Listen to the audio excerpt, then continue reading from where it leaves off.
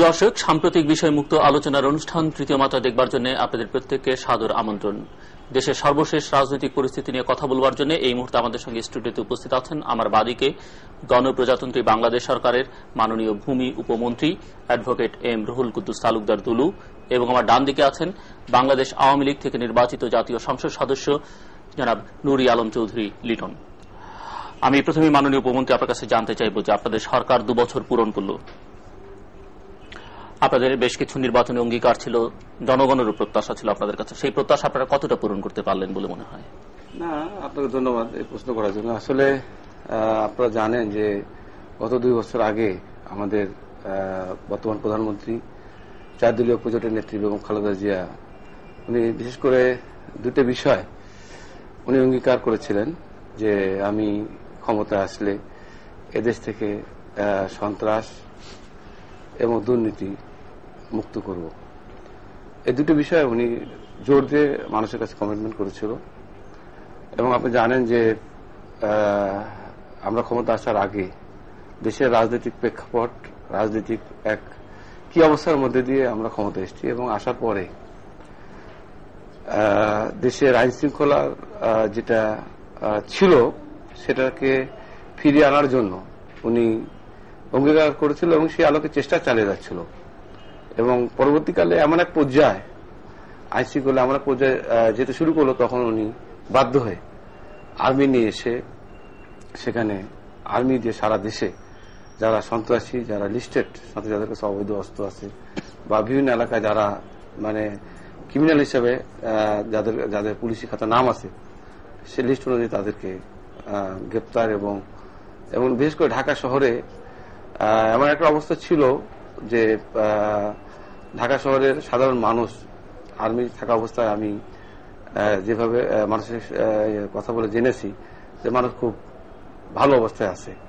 এবং আল্লাহর অশেষ রহমত যে এই যে অবস্থা উনি মানে স্বাভাবিক অবস্থা ফিরে আসার পরে পরবর্তীকালে আমরা আপনি জানেন যে বিশেষ করে স্বরাষ্ট্র মন্ত্রণালয় যেগুলো গুরুত্বপূর্ণ যে কেসগুলো এবং আলোচিত এদেশের আমরা ক্ষমতা আসার আগে বা ক্ষমতায় আসার পরে যে সমস্ত আলোচিত ঘটনা, ধরেন ব্যবসায়ী বা রাজনীতিবিদ বা কোন সুনাম বা নামী ব্যক্তিত্ব বা আলোচিত ঘটনা, যে সমস্ত ঘটনা আলোচিত পত্রিকায় এসছে, সে সমস্ত কেসগুলো 2টো ট্রাইব্যুনালে চাঞ্চল্যকর মামলা হিসেবে চিহ্নিত করে সেটা স্বরাষ্ট্রমন্ত্রী নিজের এটা চেয়ারম্যান মনিটরিং একটা সেল আছে, তার মাধ্যমে সে সমস্ত মামলাকে চিহ্নিত করে তাদেরকে দ্রুত বিচারের মাধ্যমে যে সমস্ত ক্রিমিনাল সন্ত্রাসী তারা আজকে ঢাকা শহর ছেড়ে পালিয়ে অনেকেই দেশের বাইরে বা দেশের বিভিন্ন জায়গায় গিয়ে পালিয়ে আছে, তারা এখনো ঢাকা শহরে এসে আগে যে ধরনের পত্রিকা ডেইলি এভরিডে যেরকম দেখা যেত যে খুন খারাপি রাজনীতিবিদ এই সেই,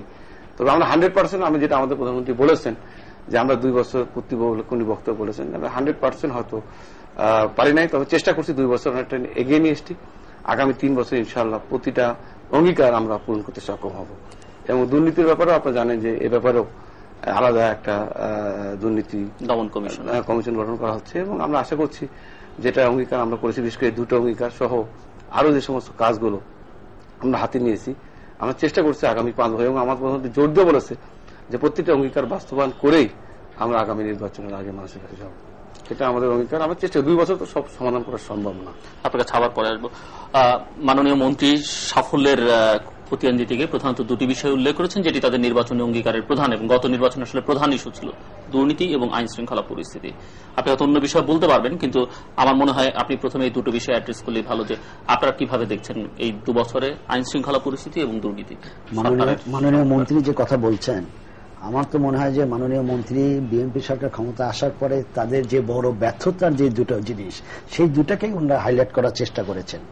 যে মাননীয় প্রধানমন্ত্রী ক্ষমতা আসার আগে যে অঙ্গীকার করেছিলেন বা যে কথা ওনারা নির্বাচন ইশতেহারে ছিল, আজকে আইন শৃঙ্খলা অবস্থা কি, পদক্ষেপ যেটাই নিক, আপনার মনে হয় 2-1 দিন আগে যদি পেপারে দেখবেন স্বরাষ্ট্রমন্ত্রীকে হুমকি দেওয়া হয়েছে। এতে কিন্তু বোঝা যাচ্ছে যে দেশের আজকে নিরাপত্তা অবস্থা কত দূর চলে গেছে। 13 জন করে গত মাসে মানে খুন হয়েছে, প্রতিদিন গড়ে 13 জন। এই অবস্থা, আইন শৃঙ্খলা অবস্থা চরম অবনতি। দুর্নীতির কথা মাননীয় মন্ত্রী বলেছেন, এই মাসেই দুর্নীতিতে আমরা মানে হ্যাট্রিক করলাম। 2বার চ্যাম্পিয়ন হয়েছি, এবং দুর্নীতির ব্যাপারে আপনি জানেন যে প্রথম 6 মাসে এই বছর 600 কোটি টাকা দুর্নীতি হয়েছে, এবং বিভিন্ন কেলেঙ্কারি যে কথাগুলি বলেন এখনো যেগুলি চলতেছে, পুরানো সার, গম, জেট ফুয়েল, সিএনজি এইগুলি বাদও যদি দেন, আজকে পেপার দেখবেন যে বিভিন্ন প্রতিষ্ঠানের দুর্নীতির ব্যাপারে খবর ছাপা হচ্ছে। কিন্তু নির্বাচনে ওয়াদা, এই দুটো মেন পার্ট থাকতে পারে, কিন্তু তাদের নির্বাচনে অনেক ওয়াদা ছিল। বলছে যে গত নির্বাচনে প্রধান ইস্যু ছিল কিন্তু দুটোই মানুষের বিবেচ্য বিষয়, এই দুটোই তো তারা ক্ষমতা আসার পরে এই সরকার পুরাপুরি ভাবে ব্যর্থ হয়েছে এবং দেশ পরিচালনায় ব্যর্থ হয়েছে। আমার তো মনে হচ্ছে যে দুরুভাই স্বীকার করবেন যে বিএনপি আগেও 2বার ব্যর্থ হয়েছিল সরকার পরিচালনায়, এইবার মনে হয় এটা হ্যাট্রিক করতে যাচ্ছে। না, আমি ঠিক আছে, আপনি আপনার কথা বলবেন, তবে একটা কথা লিটন সাহেব, আসলে আপনি রাজনীতি পরিবারের সন্তান, তবে আমিও একটা রাজনীতি ক্ষুদ্র পরিবারের সন্তান হিসাবে সত্য কথাগুলোকে অস্বীকার করা মানে আমি মনে করি যে আপনি আওয়ামী লীগ করেন, আমি বিএনপি করি, সত্য কথাগুলোকে অবশ্যই বলা উচিত। তবে আজকে একটা কথা আপনি স্বীকার করতে হবে, আমাদের যেটা আমি বলতেছি রাষ্ট্রীয় সন্ত্রাস যেটা এর আগে হয়েছে, যেটা এরা অস্বীকার করতে পারবে না। আজকে একটা উদাহরণ বাংলাদেশে বেগম খালেদা জিয়া সৃষ্টি করেছেন, যে প্রধানমন্ত্রী যে দল ক্ষমতায়, সে দলের এমপিকে তার বিরুদ্ধে অভিযোগ প্রমাণ করার আগেই নাসির উদ্দিন পিন্টু জাতীয় সংসদ সদস্য, এটা তো অস্বীকার করতে পারেন না, এমপিকে গ্রেপ্তার করেছেন, যদিও সে অভিযোগ সত্য মিথ্যা সেটা পরে প্রমাণ হবে। তারপরে একজন মন্ত্রীর ছেলে, তার বিরুদ্ধে অভিযোগ আছে কি না আছে, অভিযোগ পাওয়ার সাথে পত্রিকা দেখার সাথে সাথে আমাদের কুষ্টিয়ার মন্ত্রী হাসানুল্লাহ মোল্লার ছেলেকে গ্রেপ্তার করা। আমি কথাগুলো এই জন্য বলতে চাচ্ছি যে বেগম খালেদা জিয়ার আন্তরিকতার সামান্যতম নাই। এখন আমি যেটা বলতে চাই, রাষ্ট্রীয় সন্ত্রাস মিনস যেটা বুঝতে যাচ্ছি যে বেগম খালেদা রাষ্ট্রীয় সন্ত্রাস বা রাষ্ট্রীয় ছত্রছায়া যে সন্ত্রাসগুলো উনি কখনো করতে দেন নাই, তবে হয়তো সামাজিক সন্ত্রাস, সামাজিক ক্রাইম যেটা তো বোঝাচ্ছে, এটা ভাই আপনাদের খুন, এটা তো পলিটিক্যাল খুন না, পলিটিক্যাল খুন না। কিন্তু যখন আপনি আপনি বলবেন অবশ্যই, যেটা ধরেন সাপোজ শামীম ওসমান সাহেব বললেন বেগম খালেদা জিয়াকে কি নারায়ণগঞ্জের মাটিতে ঢুকতে দেওয়া হবে না, একটা এমপি, সরকার দলের এমপি ঘোষণা দিলেন যে আরে খালেদা জিয়া তো সেও তো বিশেষ বিরোধী নেত্রী, তাকে যেতে দেওয়া হবে না, এটাকে আপনি কিভাবে নেবেন? আজকে যদি এটা বিএনপির কোন এমপি করতো, যেটা আমি উদাহরণ দিলাম যে নাসিরুদ্দিন বিট্টুর বিরুদ্ধে কিন্তু বেশি কোনো অভিযোগ ছিল না, পত্রিকায় এসছে, তাকে বেগম খালেদা জিয়া বা মানে এমপি তাকে গ্রেপ্তার করা হলো। আমি বলতে চাচ্ছি তারপর এরকম ঘটনা, যেরকম রাস্তায় ব্যারিকেড দেওয়া হলো বা এগুলো সবই আপনারা জানেন। আমার বক্তব্য হচ্ছে কি, যে আমি যেটা বলতে চাচ্ছি যে সন্ত্রাস, যেটা রাষ্ট্রীয় সন্ত্রাস, রাষ্ট্রের ছত্রছায়া যে সন্ত্রাসগুলো হয়েছে বা সরকার প্রধান বা মন্ত্রী বা সরকারের ছত্রছায়া যেগুলো হয়েছে, এটা কিন্তু আমাদের সময় হয় না। যেটা আপনি আজকে একটা কথা স্বীকার করতে হবে, আপনি বলেন আপনি আপনার বাবা এমপি ছিলেন, আপনি তার ছেলে, আপনি কিন্তু মাস্টার না, আপনি গুন্ডা না, আপনি কিন্তু এমপি হিসেবে সামাজিকভাবে আপনাকে জনগণ স্বীকৃতি দিয়েছে, আপনি এমপি হিসেবে সম্মানের সাথে, আপনার নামে কোনো বদনাম আমি কখনো দেখিনি, যেটা সত্য কথা। আজকে আপনাদের সময়কে কথা একটা কথা বলিনি, আপনি বলবেন আপনি বলেন 2 বছরে বিএনপির কোন এমপির ছেলে এই ঢাকা শহরে মাস্তানি করেছে, সন্ত্রাস করেছে, যেটা আপনি অস্বীকার করতে পারবেন না যে আজকে আপনাদের চিফ হুইপের ছেলে বাড়ি দখল করে, এটা পত্রিকার কথা। আপনাদের মিরপুরের এমপির ছেলে একজন ব্যবসায়ীকে মাত্র একটা মোবাইল টেলিফোনের জন্য নৃশংসভাবে হত্যা করেছে।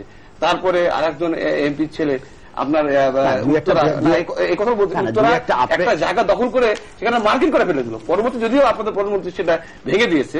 এই যে বিষয়গুলো আপনি বলেন যে এই 2 বছরে বিএনপির কোন মন্ত্রীর ছেলে, এমপির ছেলে কিংবা বিএনপির কোন এমপি এই ঢাকা শহরে কোন সন্ত্রাসী কর্মকাণ্ড, সরাসরি সন্ত্রাসকে প্যাট্রোনাইজ করেছে, আপনি বলেন। এখন আপনি যে কথাটা বলতেছেন যে মন্ত্রীর ছেলে বা এমপির ছেলে, যখন কোন দল মূলত যেটা বলতে রাষ্ট্রীয় পৃষ্ঠপোষকতা, শুধু যে ছেলেপেলেরাই করলেই যে রাষ্ট্রীয় এটা হবে তা না, আমার দল যখন করতেছে, এখন সন্ত্রাসটা আপনাদের কর্মীদের মধ্যে এইভাবে ব্যাপক চলে গেছে, মন্ত্রী এমপি ছেলে তো প্রশ্নই পাচ্ছে না। আজকে যখন আপনি কিরিনহাটে আর্মি নামালেন, তখন দেখেন কত নেতা কর্মী আপনাদেরকে অ্যারেস্ট হলো। পরবর্তীতে আপনারা কি করলেন? পরবর্তীতে এইটাকে ডাইভার্ট করে রাজনৈতিক হাতিয়ার হিসাবে ব্যবহার করলেন, শেখ সেলিমকে অ্যারেস্ট করলেন, সাবির হোসেন চৌধুরীকে অ্যারেস্ট করলেন, আপনারা কিন্তু এটাকে চলতে দিলেন না। আর্মির গতিটাকে কিন্তু আপনারা ডাইভার্ট করলেন কিসের কারণে? রাজনৈতিক হাতিয়ার হিসেবে ব্যবহার করলেন। আপনার নামানো হয়েছিল সন্ত্রাস নির্মূল করার জন্য, ব্যবহার করলেন রাজনৈতিক কারণে। আপনি কি মনে করেন শেখ সেলিম শাহ 5 বার এমপি, তিনি সন্ত্রাসী? কিন্তু আপনি এটা ব্যবহার করে আপনাদের কর্মীদেরকে বাঁচানোর বা নেতাদেরকে বাঁচানোর চেষ্টা করলেন। আজকে 2-1টা নেতাদের কথা বলতেছেন, 2-1টা নেতা ছেলেদের কথা বলেন, আপনার চিফ হুইপের বাসা আর্মি রেড দিছে, দিছে তো। আর্মি কি আমার বাড়ি যাই নাই? আর্মি গেছে, তার মানে কি? আমি তো মন্ত্রী, আপনাকে তো আসলে আমার বাড়িতে যেতে পারে, আমার তো গেছে তো যাবে, কিন্তু কাদের বাড়ি গেছে? মাননীয় প্রধানমন্ত্রী যাদেরকে ব্যবহার আর্মিকে নামাইছে সন্ত্রাসীদের ধরার জন্য, হয়তো চিফ হুইপের ছেলে ওই ধরনের সন্ত্রাসের সাথে জড়িত, এর জন্যই আপনি জানেন আমানুল্লাহ সাহেব, গাড়ি আটক করলো, একটা ফ্লাগ স্টানারা গাড়ি, একটা সরকারের পতাকা থাকা অবস্থায় গাড়ি, সেই গাড়িকে আপনারা সার্চ করলেন, তার মানে কি পুলিশ আর্মির কাছে ইনফরমেশন ছিল এখানে কিছু আছে। সন্ত্রাস আপনি বলতেছেন 2-1টা বলতে পারেন যে আইনের শাসন আছে দেশে, আইনের শাসন আছে, কিন্তু এখন পুলিশ যদি কোনো কাজ করে বা আর্মি বলেন যারাই বলেন, এরা কিন্তু আইনের দ্বারা এখন ইচ্ছা করলে কিন্তু তারা প্রধানমন্ত্রীকে কিছু করতে পারে না, ইচ্ছা করলে প্রেসিডেন্টকে কিছু করতে পারে না। কারণ যখন পতাকা গাড়ি অন্য ই করলো কিন্তু কিছু পাইনি, তো একটা মিথ্যা ইনফরমেশন অনুযায়ী বা শিওর না হয়ে জাতীয় পতাকাকে অপমান করা যাবে না। শুধু আপনারা হচ্ছে, আমরা তো হচ্ছি তা তো না, এটা তো সবাই হচ্ছি না। কিন্তু আপনি যেটা বললেন যে আপনাদের সময় আপনারা কেন এটা আর্মি নামাচ্ছে? কারণ আপনাদের কর্মীরা এমন ভাবে এই নির্বাচনে পটভূমির পরে দেখেন, বাংলাদেশে কিন্তু সবাই সুযোগ নেয়। আপনি কর্মী বলবেন বা আমি আমার কর্মী বললে কিন্তু হবে না। নির্বাচনের পরে যখন আওয়ামী লীগের উপর অত্যাচার, নির্যাতন এগুলি শুরু হলো, তখন কিন্তু এটাকে একটা হরি রুটের মতো অবস্থা হয়ে গেছে, যে যেখানে পেয়েছে ক্ষমতা অপব্যবহার শুরু করেছে, তখনই আপনারা আর্মি নামাচ্ছে। আর এখন যে সন্ত্রাস, এই সন্ত্রাসটা আরো ভয়াবহ। আপনি দেখেন আমার এলাকায় 2টা ইউনিয়নে পেপার ইউনিভার্সিটি দেখেন পুলিশ যেতে পারে না মানে সর্বহারাদের কারণে। এটা কিন্তু মানে এখন অ্যাডমিনিস্ট্রেশন নাই। এটা তো আলাদা জিনিস। আমি চাচ্ছি যে সর্বহারা কিন্তু বিএনপি না, সন্ত্রাস দমন তো আপনাকে সবাইটাই করতে হবে। আর আপনারা যেটা সবচেয়ে যেটা হয়েছে, এই যে আপনার স্বরাষ্ট্রমন্ত্রী যে বক্তব্য কিছুদিন আগে দিল যে আমরা 70,000 সন্ত্রাসী ছেড়ে দিয়েছি, আরো কারো যদি আবেদন থাকে আমার কাছে করেন, আমি ছেড়ে দেবো। এটা কি রাষ্ট্রমন্ত্রী? কেন আপনি ইসে ব্রাহ্মণবাড়িয়া সন্ত্রাসী ছাড়া জেলখানায় পাবে কি করে? জেলখানায় ভালো মানুষ কি জেলখানায় আছে? ভালো মানুষ যখন জেলে যান তখন কি আপনি খারাপ মানুষ হয়ে যান? নিশ্চয় একটা কারণে তো যাবে, একটা কেসের এগেইনস্টে তো যাবে। বা শেখ সেলিমের কথা একটু উল্লেখ করলেন, এটা তো রাজনৈতিক ভাবে একটা কেস, যখন একটা কেসে যখন তাকে দোষী সাব্যস্ত করে সে কিন্তু কেস যখন রানিং অবস্থায় থাকবে তখন কে ভালো কে খারাপ এটা প্রমাণের ব্যাপার। কিন্তু যাদের ব্যাপারে মাননীয় মন্ত্রী যাদেরকে বলেছেন যে যাদেরকে ছেড়ে দিয়েছেন তারা কি সাজাপ্রাপ্ত আসামি? 70,000 সাজা চলার অবস্থায় সেই সময়টা তো আমাদের আপনার শেখ সেলিম সাহেব যে ছাড়া পেয়েছে কোর্টের মাধ্যমে পেয়েছে, তারা কোর্টের মাধ্যমে ছাড়া পেত। আমি একটা কথা বলি, এখন হচ্ছে কি কখনো আজকে এই মুক্তিযুদ্ধের সময় অনেক সময় ওখানে কিন্তু অনেক ভালো লোক মারা গিয়েছে।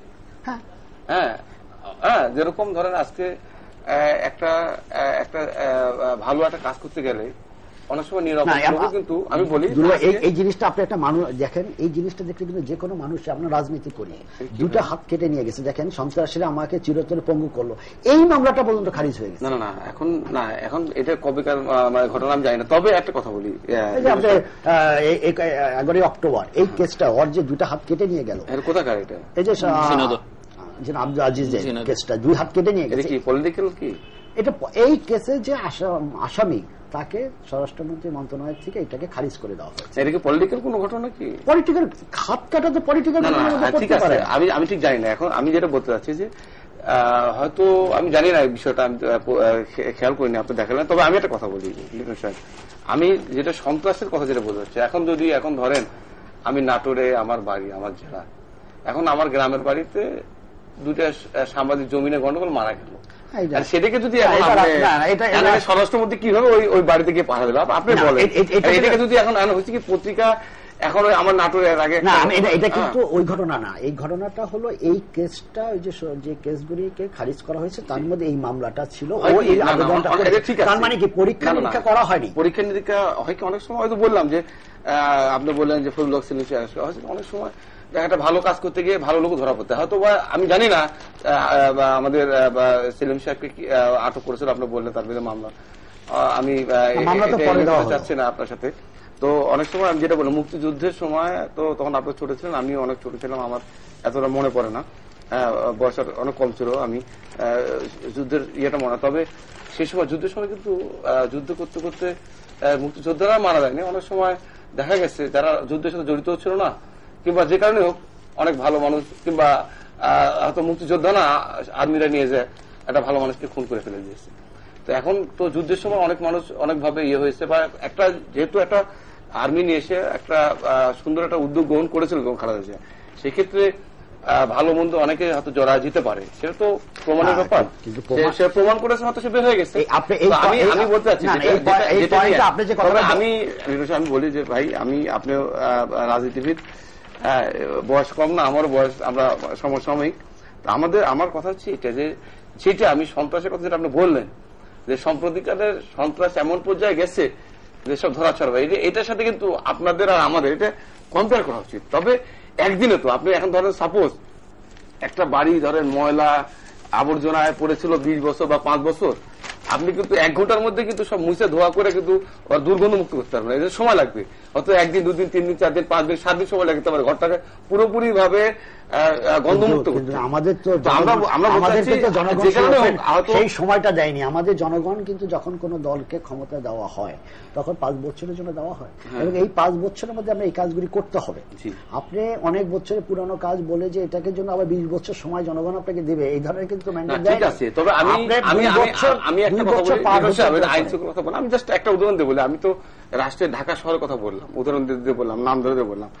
আমি আমার নাটোরের কথা বলি, আমি একটা জেলার সদরের এমপি, আমি ওই জেলার দায়িত্বপ্রাপ্ত মন্ত্রী। আপনি নিশ্চয়ই পত্রিকা পেপার দেখেন, আমি এই 2 বছরে আজকে স্বীকার করতে হবে, লালপুরের ঘটনা সেটা হচ্ছে আলাদা একটা সিট, আপনাদের একজন সাবেক এমপি মারা গেছে, আমার জেলার মধ্যে ঘটনা, সেটা চাষি হয়ে গেছে, সেটা প্রমাণের ব্যাপার, সেটা আমি ওটা বাদ দিলাম। কিন্তু আমি ডিস্ট্রিক্ট হেডকোয়ার্টারের এমপি, আমি জেলার মন্ত্রী। আমার এই জেলা এই 2 বছরে আপনি পত্রিকা নিয়ে এসে একটা প্রমাণ করতে হবে যে এই 2 বছরে নাটোর সদরে একটা রাজনৈতিক সংঘাত কিংবা আওয়ামী লীগের মিছিলে হামলা কিংবা আওয়ামী লীগের মিটিং এ হামলা কিংবা আওয়ামী লীগের নেতার বাড়িতে হামলা কিংবা আওয়ামী লীগের নেতার বাড়িতে পুড়িয়ে দেওয়া বা এই ধরনের কোন ঘটনা বা না রিজু সাহেব, আমি একটা কথা বলি, তারপর আমি বলি এই কথাগুলো কেন বললাম। আমি যখন এমপি ছিলাম, আপনার জানার কথা, আমি এমপি, আপনি যেরকম আজকে আপনার মাদারীপুর থেকে এমপি হিসাবে আপনি কিন্তু ওই এলাকার জনগণ আপনি যখন এমপি নির্বাচিত তখন কিন্তু কনস্টিটিউশন অনুযায়ী আপনি 1 নম্বর লোক, সাংবিধানিক ভাবে কিন্তু আপনি ওই এলাকার 1 নম্বর লোক, এবং সেখানে বিএনপির নেতারা মানুক আর না মানুক আপনাকে মানতে হবে এমপি হিসাবে, আপনার স্মরণ করতে হবে, নম্বরই নাই। আমি না বাস্তবতা। এখন কিন্তু আমি বলতেছি যে নম্বরই নাই, এই যে ক্ষোভের কথাটা বলেন, এই সেম ক্ষোভটা আমার ছিল। তা আমি যে বলি শুনেন ভাই, আমি এমপি, তখন এমন একটা অবস্থা, আপনি জানেন, পত্রিকা দেখেছেন, মিছিল করলে গুলি, মিটিং করলে ভেঙে দেওয়া, এমন একটা অবস্থা। তারপরে দেখা গেল, এরপরে আমি একদিন রাত্রে বাসায়, পরদিন ঢাকায় আমার স্ট্যান্ডিং কমিটি মিটিং, আমি কমিউনিকেশনের মেম্বার ছিলাম, মিটিং এসে ধরবো রাত্রে 1টার সময়। আপনি বলেন একটা এমপির বাড়ি, আপনি এমপি, আপনার বাবা এমপি ছিলেন, এমপির বাড়িতে আমি 1টার সময় মানে যেভাবে সশস্ত্র অবস্থায় অস্ত্র নিয়ে পেট্রোলে ইয়ের মধ্যে পেট্রোল নিয়ে এসে আগুন দিয়ে আমার বাড়িতে এখনো সেগুলির চিহ্নগুলো আছে। আমি এমপি, আমি নির্বাচিত জনগণের প্রতিনিধি, আমি সেদিন আল্লাহ সহায়, আমি নিশ্চয়ই কোনো মানুষের দোয়া ছিল, তারা যদি আমার বাড়ির মধ্যে ঢুকে পড়তে পারতো, কারণ সবাই কেন হয়তো মেরে ফেলার উদ্দেশ্য হয়তো 100 লোকের জানি না, যদি না এসেও থাকে 100 লোক, 100 লোকের সবার মোটিভ তো এক না, হয়তো নেতারা নির্দেশ দিচ্ছে তাকে ভয় দেখে আসো, কিন্তু হয়তো গিয়ে আমার বাড়ির মধ্যে যখন ঢুকে যাচ্ছিল তখন মনে করবো তো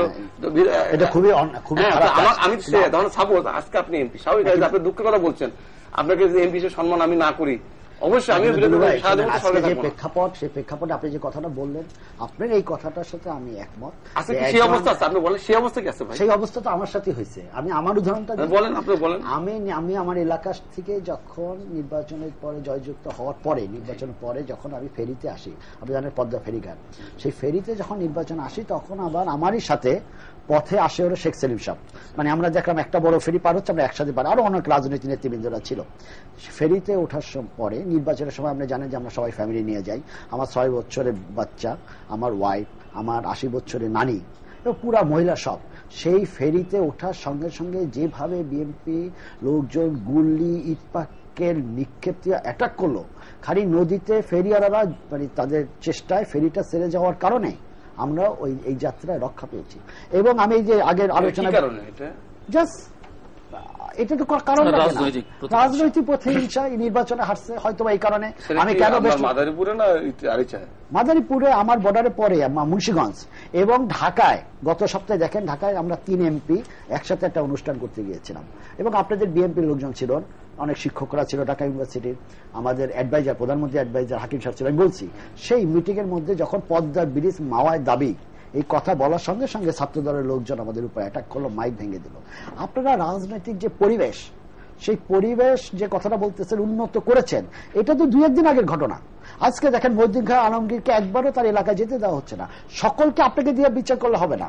আপনি এখন ক্যাবিনেটের মেম্বার, আপনার দায়িত্ব মন্ত্রী হিসাবে সকল ব্যাপারে এখন কিন্তু আপনি পলিসি মেকিং এর মধ্যে চলে গেছেন।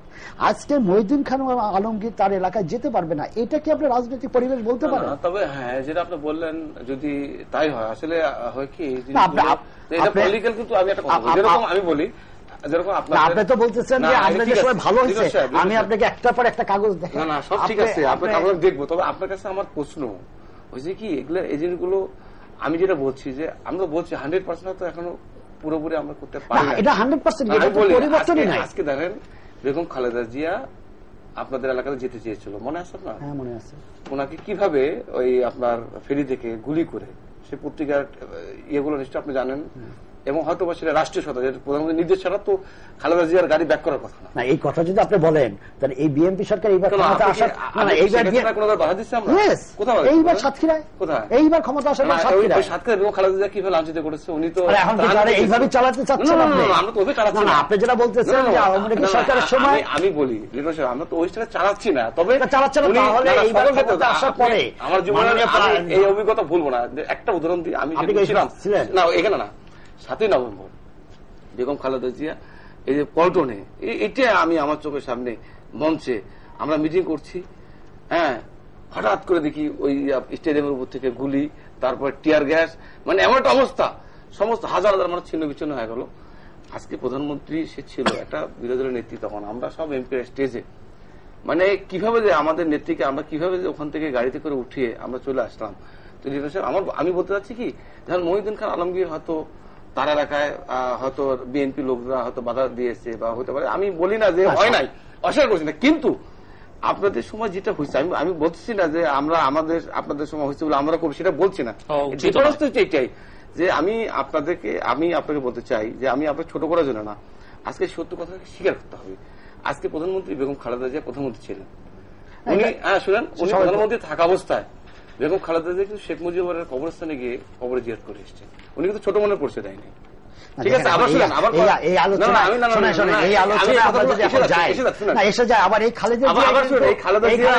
আইন করে বঙ্গবন্ধু ফটো নামাইছে, চিটাগাঙ্গে তখন ঘটনা হলো, তাকে হেলিকপ্টার দিয়ে চেয়েছে। আমি বলি, আর আমরা কি দেখলাম, না আমরা দেখলাম কি জিয়াউর রহমানের কবরস্থানে যাওয়ার জন্য তার এই একটা সামান্য একটা ব্রিজ, এটা কি, এটা আমি বলতে চাচ্ছি আজকে কিন্তু আজকে এই মানসিকতা আমি আজকে আপনি ইয়াং, আমি ইয়াং, আমরা আসতে চাই আগামী দিনের আপনার কথাটা যদি আপনার কথাটাই ধরে যে আজকে শেখ মুজিবের কবরস্থানে যদি বেগম খালেদা যেতে পারে, জিয়া রহমানের মাজারে বা কবরস্থানে সেখানে যাওয়ার দরকার নাই, সেখানে যাওয়ার জন্য একটা রাস্তা, একটা ব্রিজ, এটা কয় টাকা দাম? আমরা বলেন 40-50 হাজার, 1 লক্ষ টাকা দাম।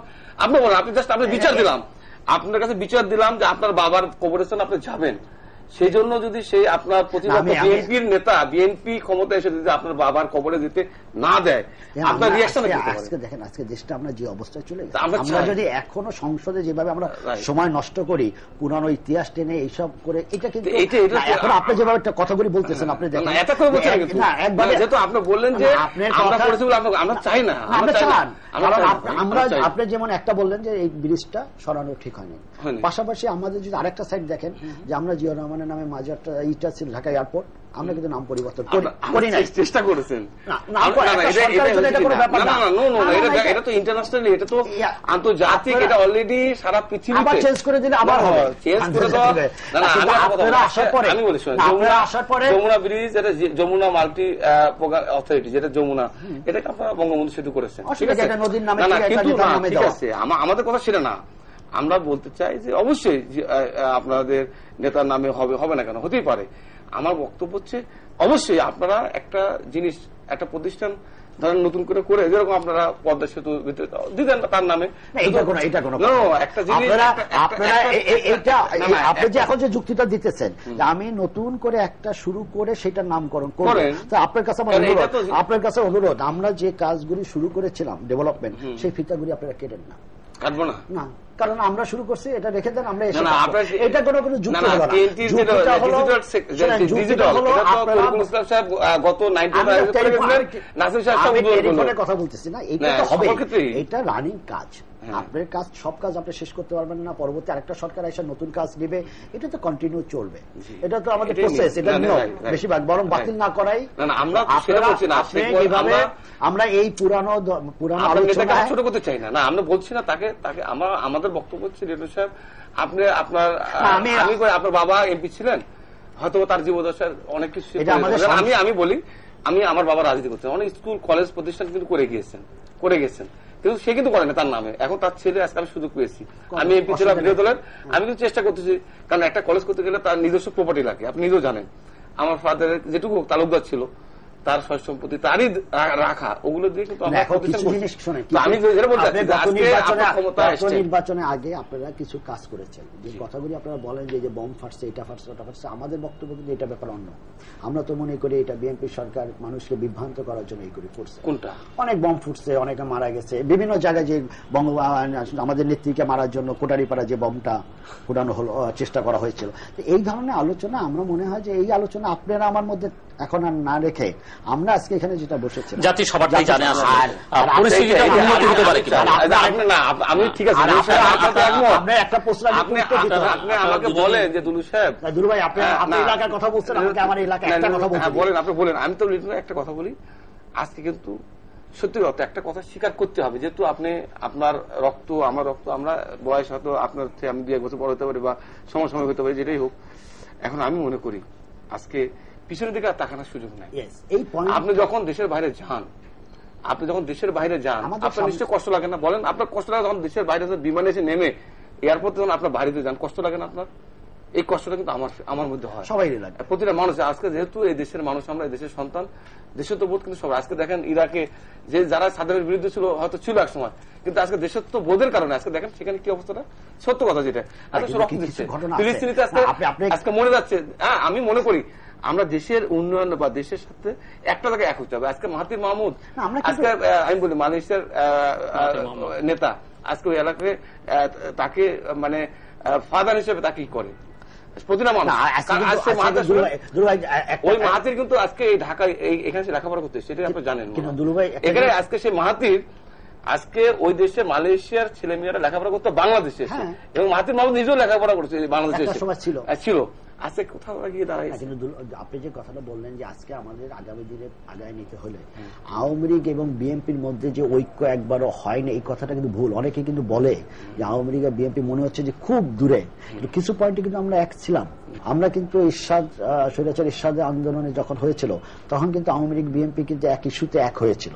আজকে যখন আমরা দাবি করে যখন কেয়ারটেকার সরকারের ব্যাপারে লাস্টে বিএনপি রাজি হলো, তখন কিন্তু সংসদে আমরা এই দুই দল একসাথে হয়েই, অন্যান্য সব দল এক হয়ে কিন্তু এই আইনটা সংসদে পাশ করেছি। জাতীয় ইস্যুতে যদি পরিবেশ ঠিক থাকে তাহলে হবে না কেন? কারণ সব দলই এখন দেশে ভালো চাবে না, এমন দল তো মানুষের ভোটের কাছে যেতে হলে কিন্তু দেশকে ভালোবাসতে হবে।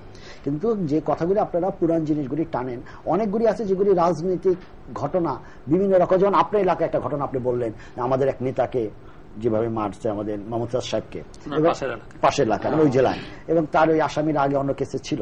এই ধরনের ঘটনা যেমন আপনি বললেন যে বর্তমান প্রধানমন্ত্রী আমাদের এলাকায় যাওয়ার সময় একবার বাধা পেয়েছিল, কিন্তু ঘটনাটা আপনার এলাকায় অনেক জায়গায় তো যেরকম পল্টনে হয়েছে, তারপরে কিন্তু ঘটনা সব জায়গায় বাধা একটা জিনিস করছে। আপনাদের মনে রাখতে হবে যে একজন প্রধানমন্ত্রী বা একজন বিরোধী দলের নেত্রী যখন কোন রাস্তা দিয়ে যাবে তার সেই পুরানো শিডিউল অনুযায়ী তাকে যেতে হবে। Right.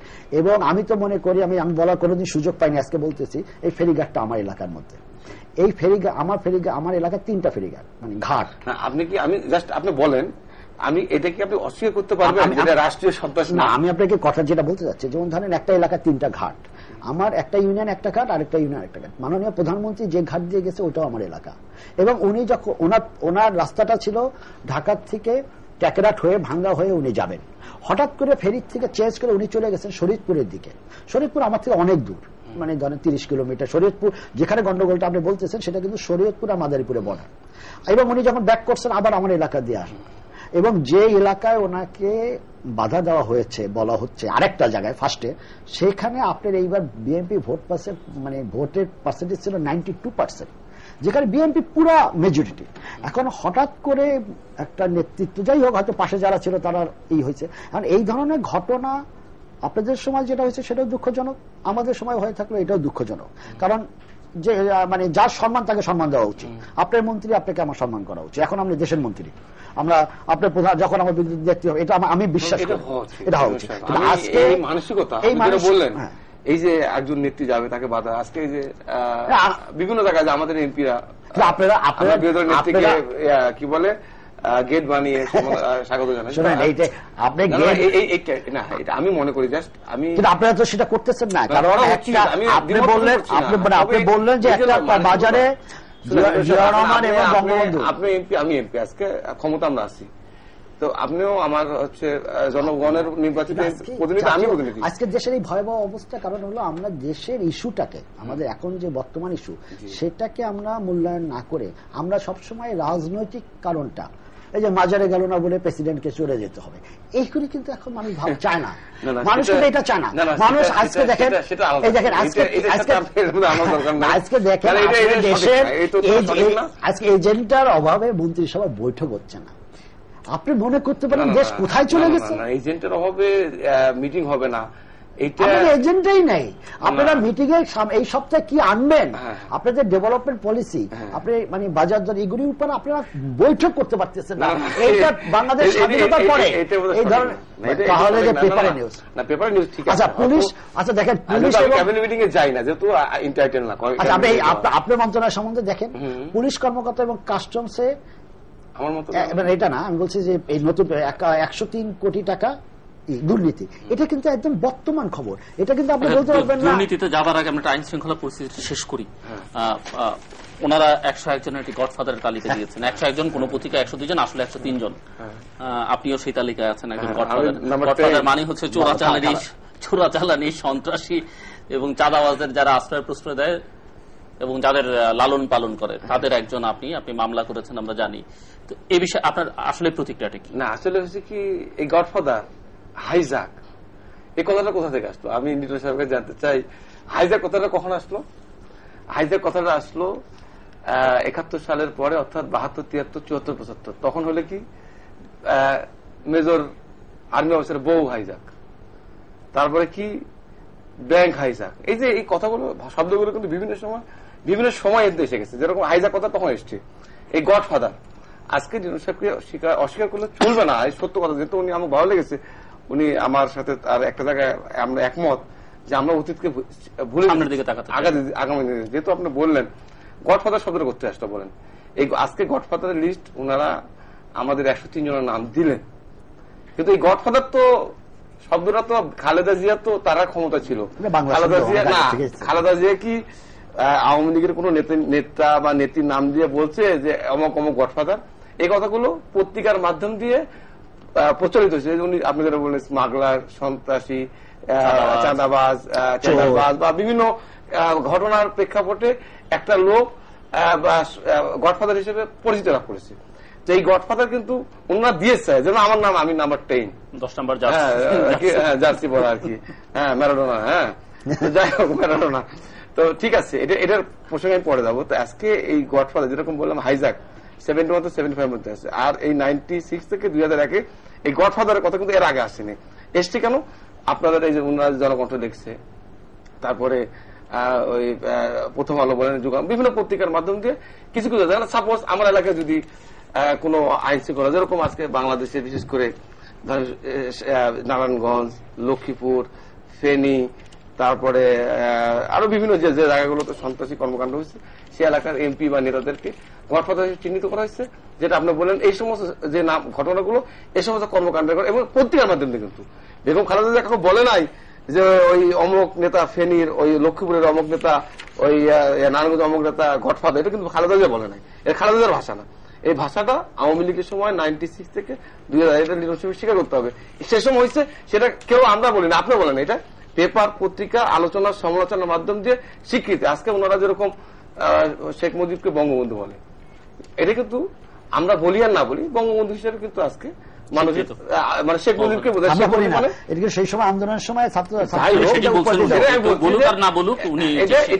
বঙ্গবন্ধু মিন শেখ মুজিবুর রহমান, এটা কিন্তু মানুষে এটা জানি। আমরা স্বীকার করি আর না করি, আমরা হয়তো বলি না, আমরা হয়তো শেখ মুজিবুর রহমান বলি, ওনারা জিয়া রহমান শেখ, আমার শহীদ প্রেসিডেন্ট বলি, ওনারা জিয়া রহমান শেখ বলে, যেটাই হোক। আমি যেটা কবর বলেন, কোনটা মাজার বলেন, যেটাই কবর, এটা নিয়ে কোনো কথা না, এটা একই জিনিস চলে আসে, কেউ মরহুম বলে, কেউ শহীদ বলে, এটা নিয়ে আমি তর্ক যেতে চাই না। তারা মরে গেছে, আল্লাহ। আমি গডফাদার বোঝাচ্ছি। তো এখন এই গডফাদার গুলো সে সময় এইভাবে সৃষ্টি হয়েছে। তো আমি যেটা বলতে চাইলাম যে এটা আপনার বেগম আমরা দেওয়ার নাম না, যেটা বলছিলাম, হ্যাঁ, যে আজকে বঙ্গবন্ধু শেখ মুজিবকে মানুষ বুঝে, শেখ মুজিবের আগের উপাধি বঙ্গবন্ধু হিসেবে তারা এদেশের মানুষ চিনে আর কি। তো গডফাদার বলতে বাংলাদেশে কিন্তু এইভাবে চলে আসছে যে ওই নারায়ণগঞ্জের কথা বললে গডফাদার কে, ফেনীর কথা বলতে গেলে কি গডফাদার, বা লক্ষ্মীপুরের কথা বলতে গডফাদার, এইভাবে কিন্তু এসে গেছে স্বীকৃতি, মানে এটা সামাজিক ভাবে স্বীকৃতি লাভ করেছে। আর ওনারা গডফাদারের নাম দিল 103 জনার। তা আমি আর মনে করছি যে আমি তো এই 2 বছর ভালো চালাচ্ছি, নাটোরে ক্লিন রাখছি, হ্যাঁ। তো আমি একজন সাংবাদিক আমাকে দুপুরবেলা টেলিফোনে বললো যে ভাই আপনার নাম আছে। আমি বললাম আমার নাম কিসে, আমি তো বুঝিনি যে ওনাদের গডফাদারের লিস্টে নাম দিয়েছে। পরে দেখি ওই ওনাদের প্রেস কনফারেন্সের কপিটা আমি পেলাম, দেখি যে সিরিয়ালে দেখলাম 10 নম্বরে দিয়েছে নাম। তো আমি এটা আশ্চর্য হলাম যে কি ব্যাপার, আমি তো যে আপনি বললেন যে স্মাগলার, স্মাগলিং, ছিনতাই, তারপরে আরো অপকর্ম, ভালো অর্থ আছে, ধর্মপিতা বলা হয়, আমি তো এগুলা দেখলাম যে আমি তো কোনোটার মধ্যে আমি কেন হঠাৎ করে এর মধ্যে গেলাম। তো আমার বক্তব্য হচ্ছে যে ওনার কাছে আমার যেটা প্রশ্ন, মানে উনি তো বলবেন। তো এখন এই বিষয় আমার মাথায় ঢুকে না, এতে করে হচ্ছে কি মানুষ, আপনারা যাই মনে করেন লিটন সাহেব, এটা কিন্তু মানুষ মানে এটাকে মানে খুব হাস্যকর হিসেবে নিয়েছে। কারণ হচ্ছে কি, 103 নাম ডক্টর মোশাররফ স্যারের মতো একটা ভদ্রলোক মানুষ, আপনি বলেন, তারপরে আরো সিনিয়র অনেকে নাম আপনারা দিয়েছেন, যেগুলো এই কাজগুলি যে কথাগুলি আপনি বলতেছেন, জানেন রাজনৈতিক, আমরা বললাম আমরা কিন্তু রাজনৈতিক ব্যক্তিত্ব যারা আমরা রাজনীতির সাথে করি, আমরাই কিন্তু আমাদেরকে বেশি ছোট করি, সব দলই মিলা, যার কারণে ফয়জারা রোটে আমলারা বা অন্যরা, তাদের কোনো দোষে কিছু হয় না। আজকে আপনি যে কথা বললেন, আপনি ব্যাপারটা বলছে, আজকে যদি ধরেন এই ধরনের ঘটনা, আমি কিন্তু গত বিএনপি সরকারের সময় বিরোধী দলের এমপি ছিলাম, আপনি একবার আওয়ামী লীগ, একবার বিএনপি, একবার সরকার দেখবেন, আমি কিন্তু 2বার বিরোধী দল আমি আছি, 2বার আমি দেখার সুযোগ পেয়েছি, এবং ইনশাল্লাহ এই কয়েক বছরে আমার নামে কোনো মামলা কিছু হয়নি আমার ঘটনায়। কিন্তু আপনার ঘটনা আমারও একই রকম ঘটনা, যে আমি একদিন সকালে পেপার পড়ে দেখি আমার ওয়াইফ বলতেছে যে সাবির হোসেন চৌধুরীর নামে প্লেট চুরি মামলা হয়েছে। আমি বলো ভালো হয়েছে, কই ঘুমাচ্ছি, নাস্তা খেয়ে পেপার পড়তে যাই, 7 নম্বর আসামি আমি, 200 টাকা প্লেট চুরি মামলায় আমি মানিকগঞ্জে, আমার বাড়ি হলো মাদারীপুর, মানিকগঞ্জ আমি কয়েক বছরের মধ্যেও যাওয়া হয় না, সেখানে দেখা গেল এখন হাজিরা দিতে যেতে হয়। এটা কি হবে, কালকে যখন আবার মানিকগঞ্জে এমপিরা আবার এই ধরনের মামলায় যদি মাদারীপুর যেতে হয়, তাতে কিন্তু সবার জন্যই একই। আপনাকে আছে আমার একটা প্রশ্ন, গডফাদার বলেন যাই বলেন, গডফাদার সেন্সটা মানে হলো এখন যেটা বোঝা যাচ্ছে যে তাকে সবাই ওই জেলা। আমার একটা ছোট প্রশ্ন আছে আপনার কাছে, এই যে ওনাদেরকে আপনারা আনুষ্ঠানিকভাবে প্রকাশ করলেন পুরো জাতির সামনে, ঠিক আছে, আমি ধরে নিলাম যে উনি গডফাদার, আপনারা সরাসরি মামলায় গেলেন না কেন, মানে আইনের আশ্রয় নিলেন? আইনের আশ্রয় ভালো কথা, আরেকটা কথা, আইনের কথা আপনি বলেন, আপনি যদি গডফাদার হন, আমি জাতির জন্য তো ঠিক আছে, আমি আপনারা দিলেন নাম, আমি আইনের আশ্রয় নিলাম। এটা আমার অন্যায়টা কি আপনি বলেন? আপনাদের নেত্রী কালকে আমি পত্রিকাটা আমি একটা প্রথম আলো দেখলাম, যুগান্তর বলেছেন যে আমি নাকি ম্যাজিস্ট্রেটকে থ্রেট করেছি, হুমকি দিয়েছি, বহির্ভূত হবে। নিয়ম বহির্ভূত যেটা হয়েছে আমি বলি শুনুন, আমি হচ্ছে আজকে রাষ্ট্রীয় একটা দায়িত্বে আছি। এখানে এখানে আইন যদি বলে যে আমাকে সশরীরে উপস্থিত থাকতেই হবে, আমি বাধ্য। আমার তো আমার এলাকা থেকে সময় লাগবে, বাট আমার বাড়িতে সময় লাগে না, 3 ঘন্টা। প্রশাসন আপনাকে হয় ভয় পায় না হয়, শোনেন, আপনি ফৌজদারি কার্যবিধি 2000 ধারা অনুযায়ী ম্যান্ডেটরি না, ম্যান্ডেটরি। আপনি একজন মন্ত্রী হয়ে আইনকে অমান্য করেছেন, ম্যান্ডেটরি না, এটা ঠিক না। আমি বলি যে আমি চ্যালেঞ্জ করলাম, ঠিক আছে, আমি যদি আপনি এটা ব্যাখ্যা দেন, আপনি পেপারে আসলো আমি ফৌজদারি কার্যবিধি 2000 ধারা অনুযায়ী বাদীকে ওখানে উপস্থিত থাকতে হবে। যদি শুনেন, এটা কি মন্ত্রী হিসাবে আপনার বিরুদ্ধে আসবে না? 201 হ্যাঁ ধারা আমি আমার ইয়ের জন্য কি বলে ভাবমূর্তি ক্ষুণ্ণ হয়েছে, আমাকে অবমাননা করা হয়েছে, বা আমার ইনসাল্ট করেছে, হোক যে কারণে হোক, আমি মামলাটা ফৌজদারি মামলা, হ্যাঁ মামলা দায়ের করেছি। কিন্তু এটা ম্যান্ডেটরি না। আমি যেহেতু আমি ধরেন গভর্নমেন্টের একটা দায়িত্বে আছি, আমি এই কারণে ব্যস্ত আছি, আমি সই করে আমার কাগজ আমার এখানে তো 2.5-3 ঘন্টা আইন কিন্তু এই কথা বলে না। আইন কি আপনি যদি থাকে, আমি যদি ফৌজদারি কার্যবিধি 2000 ধারা অনুযায়ী বাদীকে উপস্থিত থাকার কথা থাকে, তাহলে প্রধানমন্ত্রীকে উপস্থিত হইতে হবে, এমপিকে উপস্থিত হবে, মন্ত্রীকে উপস্থিত হইতে হবে। আবার ওনারা আদালত থেকে রিলিফও নিতে পারেন, বিরোধী দলের নেত্রী। হ্যাঁ, এবং তারা কোর্টে যায় রিলিফ নিতে। আমি কথা বলেছি, আমি কথা না বললে আমি নিজে যেতাম, কারণ আমার এমন কোনো ইচ্ছে না। আমি এই নিউজটা, এই যে জিনিসটা, এটা প্রতিবাদ কিন্তু আপনি দেন। কোনটা প্রতিবাদ? কালকে পাবেন। আমি তো এইটা পেপারে আমি দেখেছি। আপনি আমার নেত্রীর কথা বললেন, তার আগে কিন্তু এটা পেপারে এসেছে। আমি বলি, আমি আপনার এখন অলরেডি আমি পার্টি হাইকমান্ডের, এটা কিন্তু আরো আগে নিউজ, এটা কিন্তু আমি এই নিউজটা আপনি দেখেন আমি রেখে নিয়ে আসছি, এটা কিন্তু আমি পরশুদিন এখন পেপারের মধ্যে আইনজীবীরা আপনাদের ওইখানে আইনজীবীরা আমার আওয়ামী লীগেরা আমাদের এখন আপনি ভূমি প্রতিমন্ত্রী, উপমন্ত্রী, এই যে আপনি ভাওয়ারে জাতীয় আপনি আমার প্রশ্নের জবাবটা দেন না, আপনারা আইনের আশ্রয় নিলেন না কেন? এরকম মানে দেশের জন্য এরকম ক্ষতিকর মানুষ আমি মনে করি, তবে আমি আপনি বলেন, তা আমি একটা কথা বলি, ডিফেন্স দিতে পারেন, মামলা করলেন না যেহেতু তথ্য প্রমাণ আছে। তবে আইনে মামলা করলে তো তারা 70,000 ছেড়ে দিচ্ছে, আরো 20,000 ছেড়ে দেবে। এখন তো মামলার দাম নেই। স্বরাষ্ট্রমন্ত্রী তো নিজে, স্বরাষ্ট্রমন্ত্রী একমাত্র পেপারে অ্যাডভার্টাইজমেন্ট বাদে যে আমার কাছে আসো মামলা ছেড়ে দিব, এছাড়া সব কথাই উনি বলতেছে। কারণ কোন মন্ত্রী বলতে পারে যে তোমরা আমার কাছে আবেদন করো, আমি মামলা খারিজ করে, এটা কিন্তু না। আজকে এর জন্য তাকে কিন্তু দেখেন যেভাবে আজকে স্বরাষ্ট্রমন্ত্রীর জীবনে নিরাপত্তা নাই, ভাই আমাদের নিরাপত্তা কে দেবে? তবে আপনি যে কথাটা বলছেন, হয়তো ব্যাখ্যাটা কিভাবে দিচ্ছেন আমি বলি। আমার জেলার বিএনপি সেক্রেটারি শহীদুল ইসলাম বাচ্চুনার নাম, ওনাকে 91 থেকে 96, তখন তো এমপি ছিলাম না আমি, ওই সময় এমপি ছিল আপনাদের দলের নাটোর সদরে। আমি তো ফার্স্ট টাইম এমপি নাটোর থেকে বিএনপি, এর আগে কখনো এমপি ছিল না অন্য কেউ আমাদের দলে, আমি ফার্স্ট টাইম। তো ওখানে যখন 91 থেকে 96 পর্যন্ত আমরা ক্ষমতা ছিলাম, আমার সেক্রেটারিকে নিঃশংস করে সেদিন, সে সময় ঠিক 96 এর শেষের দিকে তাকে এমন ভাবে পিড়াইছে, শুনুন ভাই, সে মারা যেত, রাষ্ট্র হাসপাতালে ছিল। আওয়ামী লীগ ক্ষমতা এসে তার কেসটা তো উল্টো করে নিয়েছে। তো যারা ক্ষমতা থাকে হয় কি, যেভাবে হোক, কারণ আপনারা এটা হচ্ছে তখন আপনারা বলেন যেহেতু পলিটিক্যাল কেস, এরকম ঘটনা হয়তো যেগুলো কেসগুলো পলিটিক্যাল। দেখেন দুলু ভাই, আমরা পলিটিক্যাল যে অবস্থা আমরা চলে এসেছি, আপনি দেখেন যে আপনি এইসব পলিটিক্যাল কথা বলার জন্য কিন্তু 1 ঘন্টা শেষ হবে না। কারণ দেশ আজকে ক্ষমতার জন্য, ক্ষমতা ভোটের যে অবস্থা চলে গেছে, আজকে মানুষের দৈনন্দিন অবস্থা যেটা, বাজার দর যেরকম, সন্ত্রাস বাড়ে, কোনটা ভালো? আপনাকে আমাদের সময় শেষে আমরা আলোচনা শুরু করেছিলাম, আপনি বলেছেন দুর্নীতি, এটিও গত নির্বাচনের একটু উল্লেখযোগ্য বিষয় ছিল নির্বাচনী এজেন্ডা হিসেবে। তো দুর্নীতিতে উনিও বলেছেন যে দুর্নীতিতে আমরা এখনো 1 নম্বর অবস্থান থেকে নিচে নামতে পারিনি, এবং এর সঙ্গে অভিযোগ আছে যে প্রশাসনকে দলীয়করণ, নানান কিছু, যেটি আগেও অভিযোগ ছিল, এখনো এই অভিযোগ নানাভাবে পত্রপত্রিকা নানান কিছু করছে। আপনি এর জবাবে কি বলবেন? না, দলীয়করণ বোঝাতে যেটা আপনার প্রশাসনের মধ্যে আপনি আজকে যে বিষয়টা দুর্নীতির কথাটা বলছেন, আসলে এই যে 1 নম্বর আসছে, এটা তো আমরা এটা চালু করিনি, ওনার সময়টা শুরু হয়েছে, এখনো তো আমরা সেটা হ্যাট্রিক না হ্যাট্রিক মানে কি, এটা তো বেগম খালেদা জিয়া বা আমাদের 2 নম্বরে নিয়ে আসার চেষ্টা তো করছে তা না। আমি একটা কথা বলি শুনেন, আন্তরিকতার তো চেষ্টার তার ত্রুটি নাই, চেষ্টা করছে।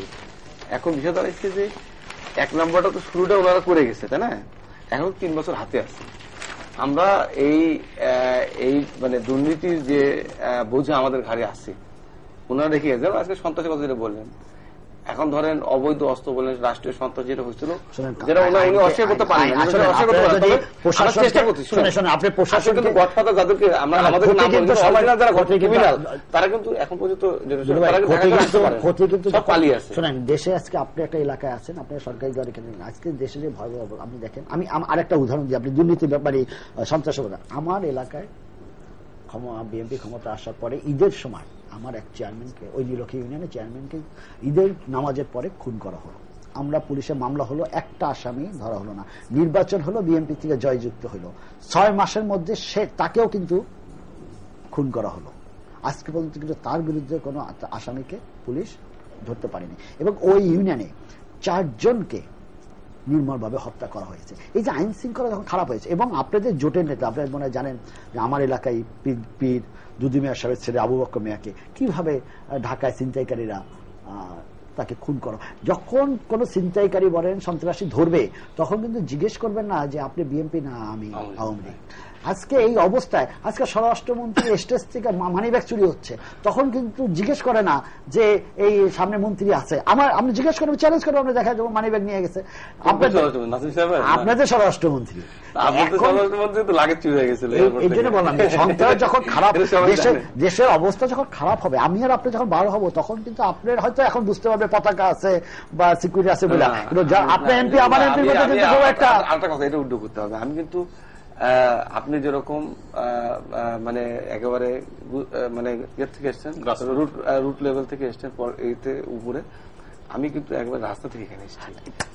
আমি একটা কথা বলি, আমি জন্ম কিন্তু সোনার চামচ নিয়ে নয়,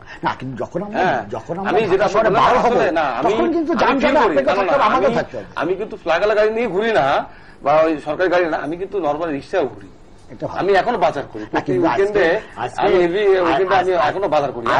আমি ধর আমার নাটোরে যাই, আমি লুঙ্গিটা পরে শার্ট নিয়ে আমি ভোরবেলা নামাজ পরে আমি বের হই। আপনি জনপ্রিয়, আপনি আমি বলতে চাচ্ছি যেটা বলে আমি জানি অ্যাকচুয়াল পজিশন। এখন চিন্তাই আপনি ভাই আজকে রাজনীতির সাথে বললাম, আজকে কিন্তু এটা স্বীকার করতে হবে যে যেভাবে হোক, যেটা আমি বলছি না 100% আমরা পেরেছি এটা বলবো না, আমরা চেষ্টা করছি।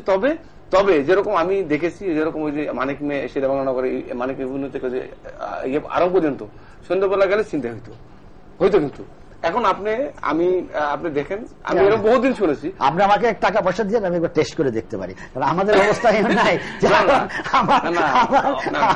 সত্য কথা, আজকে আমার প্রধানমন্ত্রী যে কথা বলছে, যতগুলো ফাঁসি যাবজ্জীবন আজকে যেটাই হোক, এই যে অরিজিনাল গডফাদার যারা, তাদের কিন্তু আজকে সব ভীত। ঠিক আছে, আপনার এই ব্যাপারটা যখন আইনে চলে গেছে, তারাও তো ভীত যে একটা মানে আইন আইন যখন ভক্ষক হয়ে গেছে। আজকে পুলিশ প্রশাসন আওয়ামী লীগের সময় আমি বলবো না আওয়ামী লীগ করেছে, মাধ্যমটা কি, মাধ্যমটাকে ঠিক করেন। আজকে পলিটিক্যাল যারা ক্ষমতা আছে, তারা তো সরাসরি এটার সাথে ইনভলভ করতে পারে, এটাকে করতে পারবে, তারা পলিসি মেকিং করতে পারবে, আইন করতে পারবে, সহযোগিতা করতে পারবে। কিন্তু যাদের মাধ্যমে এটা করবেন, তাদেরকেই তো শেষ করে দিয়েছে, সে পুলিশকেই তো শেষ করে দিয়েছেন। এখন আপনি যে চিন্তায় 10টা ধরলেন, আপনার ওই যে শিক্ষা প্রতিমন্ত্রী ভিডিও ক্যামেরাম্যান নিয়ে যে নকল ধরলো, এইটা কিন্তু মন্ত্রীর কাজ না। তবে আপনি কি অস্বীকার করেন যে আজকে নকল মুক্ত দেশ? উনি যখন ক্যামেরা নিয়ে যাচ্ছে, তারপরে যদি নকল পাওয়া যায় রাইট দেওয়ার পরে, তাহলে তো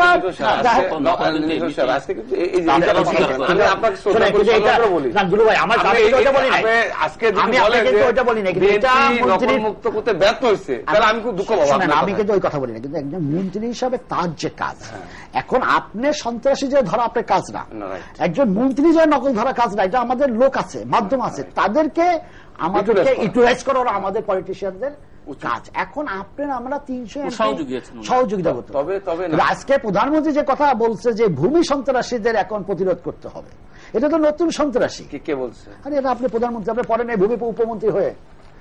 আরে ভূমি সন্ত্রাসী এখন তো এখন 5 অক্টোবরে হ্যাঁ, এই যে ভূমি সন্ত্রাসী হয়ে গেছে, এখন তো পকেট মার বাদ দেন, এখন তো মানুষের বাড়িঘর দখল হয়ে যাচ্ছে। না সেটা তো সেটার ব্যবস্থা আছে। এই যে ভাওয়ারে 23 একর জমি দখল হয়ে গেছে। না এই ভাওয়ালের, তারপরে ভাওয়ালের না, আপনার এই যে আমাদের আপনাদের রাজনীতিক যে অবস্থা এখন নিয়ে গেছে, আমার মনে হয় যে আপনি একটু যদি, আমার তো আপনার সাথে কথা বলে ভালো লাগছে, আপনি যদি সহযোগিতা করেন, কি জিনিস সহযোগিতা আপনাদের করতে হবে।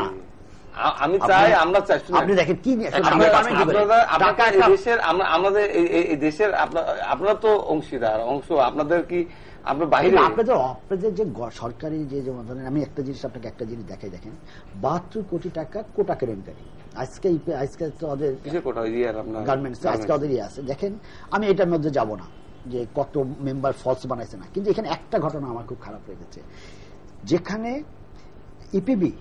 ইপিবি যে মিটিংটা ডাকলো, সেই মিটিং এ সব প্রতিনিধিরা গেছে, সেখানে ধর বিজিএম কে ধর সন্ত্রাসীরা, তাদের তো এখানে থাকার কথা না। আজকে প্রেস কনফারেন্স করতেছেন আপনাদের কেউ, তার পিছনে সন্ত্রাসী থাকতেছে। আজকে কোন মিটিং করতেছে, তার পিছনে সন্ত্রাসী থাকতেছে। আজকে যদি ইপিবিতে আমরা মিটিং, ব্যবসায়ীরা মিটিং করতে না যেতে পারে, তাহলে কারণ এই যে 72 কোটি টাকা, এই টাকার তো খুব একটা বেশি ব্যয় করতে লাগে না ধরেন এই ধরনের ঘটনা ঘটানোর জন্য। আজকে গার্মেন্টস আমাদের দেশে হাজার হাজার, এটা ধর এটা তো এখানে তো আর স্বরাষ্ট্রমন্ত্রী ওখানে যায় নাই, এই ধর হয় নিশ্চয়ই আপনি নিয়ে গেছেন, না হলে না, কিন্তু সরকারি অফিসে আপনি কি ব্যবসায়ীরা মিটিং করতে যেতে পারবে না, নিরাপত্তা দিতে পারবে না। আমি একটা কথা বলি, আমি এটাই তো আসলে এখন ধরেন আমার নাটোরের গুরদাসপুরে এটা ঢাকায়, আজকে ঢাকায় কোন ব্যবসায়িক পরিবেশ, ঘটনা তো বিজিএমির ঘটনা না। বিজিএমই কোটার জন্য যে মিটিংটা হয়, সেখানে তো অনেকগুলি অ্যাসোসিয়েশন আছে আপনার এখানে। এখন তাদের মধ্যে এখন ধরেন ওখানকার যারা বিজেপি এই যে 72 কোটি টাকা কেলেঙ্কারির সাথে যারা জড়িত, তাদের ইন্ধন ছাড়া তো এই ধরনের ঘটনা হবে না। এখন আপনাদের কেলেঙ্কারি বা দুর্নীতি কোনো প্রতিবাদ করতে গেলে যদি আজকে ব্যবসায়ীদের এই ধরনের মানে সন্ত্রাসের মধ্যে পড়তে হয়, তাহলে তো কেউ কথা বলবে না। আপনি কথা যদি না বলে, বিভিন্ন স্টেট ইউনিয়নগুলি যদি কথা না বলে, সবাই যদি ভয় চলে যায়, আপনি কি করে একা দেশকে ভালো করবেন? আজকে ট্রেড ইউনিয়নকে কথা বলতে দিতে হবে, আজকে ব্যবসায়ী অ্যাসোসিয়েশনগুলিকে আলোচনা করতে দিতে হবে। আজকে আমি কথা বলতেছি, এটা কি আপনি আমাদের ইতিবাচক দিক, এই ইতিবাচক দিকটা আমাদের সকল ফোরামে থাকতে হবে, ব্যবসায়িক ফোরামগুলিতে থাকতে হবে। এখন এখানে করতে দেবেন না, আমরা পাবলিক লাইব্রেরিতে মিটিং করতে পারবো না, আমরা পলিটিক্যাল প্রোগ্রাম করতে পারবো না, আমরা ব্যবসায়িক, তাহলে আপনি কিভাবে বলেন যে আমরা শুরু করছি 3 বছরের মধ্যে সব আমরা? না সেটা তো না, আপনার রাজনীতি একটা আলাদা জিনিস, আর ব্যবসায়ী সেক্টর আলাদা। আপনি দেখেন, এখন ব্যবসায়ী, একজন ব্যবসায়ী যদি তার সভাপতি হওয়ার জন্য আরেকজন গুন্ডা নিয়ে, কিন্তু একটা সরকার কিন্তু একটা কারণে ব্যর্থ হলে, যদি সরকার দেশ পরিচালনা করতে যায় একটা কারণে ব্যর্থ হয়, সেটা মেকআপ করার মতো একটা পরিবেশ বা সুযোগ ইচ্ছা করলে সরকার তৈরি করতে পারে। কিন্তু যখন একটা দেশের একটা উন্নয়নমূলক মানে একটা সরকার পরিচালনার বিভিন্ন দিকে আপনি ব্যর্থ হয়ে যাচ্ছেন, আজকে দেখেন বর্তমান প্রেক্ষাপটে আপনি দেখেন নিত্য প্রয়োজনীয় দ্রব্যমূল্য বৃদ্ধি পেয়েছে, মানুষ আয় কমেছে 20% এবং ব্যয় বৃদ্ধি পেয়েছে 15%। 2 বছরে 3 বার তৈল, গ্যাস, বিদ্যুতের দাম আপনারা বেড়াইছেন। নির্বাচনী ইস্তাহার আমার কাছে আসলে আমি দেখাবো, আপনারা করেন না। আমি সঠিক রাজনৈতিক প্রতিহিংসা তো আমরা আলোচনা করলাম, দুর্নীতি আলোচনা করলাম, প্রশাসন দলীয়করণ করেছেন। আজকে দেখেন মিল কারখানা বন্ধ করে যে সারা দেশে বেকার সমস্যা সৃষ্টি করা হয়েছে। এই যে দেশের ইকোনমিক ধম করে আছে, স্তব্ধতা আছে, এটা কিন্তু আপনি কিভাবে করবেন? এগুলিকে করতে হলে আপনাকে মুশকিল সবভাবে করতে হবে। আপনি এই যে বলেন নিত্য প্রয়োজনীয় জিনিস, আমি একটা কথা বলি নিত্য প্রয়োজনীয় জিনিসের দাম যদি আমি বলি বাড়েনি, তাহলে এটা মিথ্যা বলা হবে। সেটা বাড়ার মধ্যে একটা লিমিট আছে। না লিমিট, আপনার ধনী মানুষ, আমি একটা কথা বলি, আমি ধনী না, আমি কোনো ধনী না, আমি কৃষকের ছেলে। আমি আপনাকে বলি, সেটা হচ্ছে যে পেঁয়াজের দাম যেটাই হোক, কত আছে পেঁয়াজের দাম? না 60 টাকা কিন্তু হয়নি। হ্যাঁ 60 টাকা কিন্তু থাকেনি। কত আছে? যেটাই হোক 60 টাকা কিন্তু এখনো পৌঁছায়নি। আমি যাই না, আমি কথা বলতে 60 টাকা কিন্তু লাগেনি। আচ্ছা 60 করে দেন। হ্যাঁ করবো কেন, আমরা চেষ্টা করছি। আমরা চেষ্টা করছি যে আমি, তবে হ্যাঁ প্রতি বছরই এই রোজা আসলে একটা কিছু অসাধু এটা রোজা ব্যবসায়ী ছাড়া, আছে রোজা যারা- ছাড়াও কিন্তু না, রোজা না, ছাড়া- রোজার সময় হলে ভাই একটা আমি দেখেছি এটা কিন্তু একটা পরিকল্পিত, এটা পরিকল্পিত। এটা আপনারা প্রোটেকশন দিতে হবে, নিয়ন্ত্রণ ঠেকাইতে করতে হবে। হবে। এটা নিয়ন্ত্রণ করতে আমি হবে। চেষ্টা করছি এবং আপনি নিশ্চয়ই 2 দিন শোনেন, আপনি বাণিজ্য মন্ত্রী প্রতিদিন টেলিভিশনে ইন্টারভিউ দেওয়া ছাড়া ওনার কোনো কাজ আছে? আমরা অন্য প্রসঙ্গে যাই, শেষ প্রতিদিন আমরা মূলত ঠিক আছে। আজকের অনুষ্ঠানে আলোচনা তবে করলাম। আমার বাণিজ্য মন্ত্রী চেষ্টা করছে, আমার আমরা চেহারাটা সুন্দর, তবে উনি মিষ্টি কথা না, না, না। বলতেছেন, প্রতিদিন তবে টেলিভিশনে একটা কথা বলি লিখুন সাহেব, আসতেছেন। তবে পেঁয়াজের দাম আপনি যেটা বললেন 60 টাকা এখন ঠেকেনি, তবে আপনাদের 60 টাকা এখন যেটা আমরা দেবো না, টেলিভিশনে যেটা নিয়ে আসছি, আপনাদের বাণিজ্য মন্ত্রীর সময় আমরা পার্লামেন্টে বহুদিন বলেছি 60 টাকা কেজি পেঁয়াজ, উনি কিন্তু প্রমাণ করতে, উনি আমি চ্যালেঞ্জ করেছিলাম একদিন পার্লামেন্টে, প্রয়োজনে তো বললেন না, আমি বললাম যে আমি নিয়ে আসছি পেঁয়াজ। আমরা কিন্তু এই ব্যাপারে সাকসেস ছিলাম, আমাদের সময় দ্রব্যমূল্য মাননীয় না, সংসদ তবে না, আমরা মূলত আপনারা সাকসেস ছিলেন বা ছিলেন না সেটা বলি না, তবে আপনারা চেষ্টা করেছেন, যেরকম আমরা চেষ্টা করছি না তা না, চেষ্টা করছি, কিন্তু ভুলটা তবে- যেখানে হয়েছে, আপনারা যেখানে বলছেন যে আমি এমন আমরা একটু- জায়গা থেকে একটু সামনে- এক মিনিট, একটু সামনে আমি এমন থাকি, জায়গা শেষ থেকে সময় শেষ। নেতৃত্ব আপনি এনেছেন, আপনি গ্রুপ লেভেল মানে নিচে আমি জানি, সেটা বলতে আসলে আপনি আমরা জানেন, জানি। কিন্তু আপনি এখনকার বাণিজ্য মন্ত্রী তো ওই লেভেল থেকে আসে নাই, যার জন্য উনি জানেন না। উনি ধনী সোনার চামচ না, তবে দিয়ে- না, তবে না, সেও রাজনীতি করে এসছে, কারণ ওই রাজনীতি অবস্থা, রাজনৈতিক পরিবার থেকে সাধারণ রাজনীতি মানুষের সাথে করেছে। বলেই তো তারা বারবার এমপি হয়ে আসছে, তাই না? উনি তো 91 থেকে এমপি হয়ে আসছে, উনিও রাজনীতি পরিবারের ছেলে, কিন্তু রাজনীতির সাধারণ সাথে যারা মানুষের আসলে দুঃখ অবশ্যই কষ্টটা মানুষের- মনে হয় ওনার একটু বুঝতে অবশ্যই জানেন, তবে আমি তো বললাম যে উনি এখন আবার একেবারে আপনার সাধারণ এই- অবস্থা থেকে যারা আসেন তাদের রেকর্ডও যে খুব ভালো তাও কিন্তু নয়। হ্যাঁ, তবে এই তারা উত্তরগুলো বুঝতে পারে হচ্ছে কি, তাদের এই দুঃখ। উত্তরগুলো ঠিক নয়, হ্যাঁ, এগুলো আসলে আপেক্ষিক শুনেন, ব্যাপার আসলে। উনি ধরে নিলাম সোনার চামচ দেখা, আপনাদের বাণিজ্য মন্ত্রী সোনার চামচ জন্মগ্রহণ করেনি তো, উনি উনি তো তো ঠিক আমাদের রাখছে মতো জায়গা থেকে এসছে, এই জন্য ঠিক কিন্তু রাখছে, তিনি কিন্তু চেষ্টা পারে নাই, এটা তো প্রভাষক অস্বীকার করতে পারে আমরা না। আলোচনাটা শেষ করে আনি। মূলত আজকের আলোচনার বিষয় ছিল আইন শৃঙ্খলা পরিস্থিতি এবং দুর্নীতি।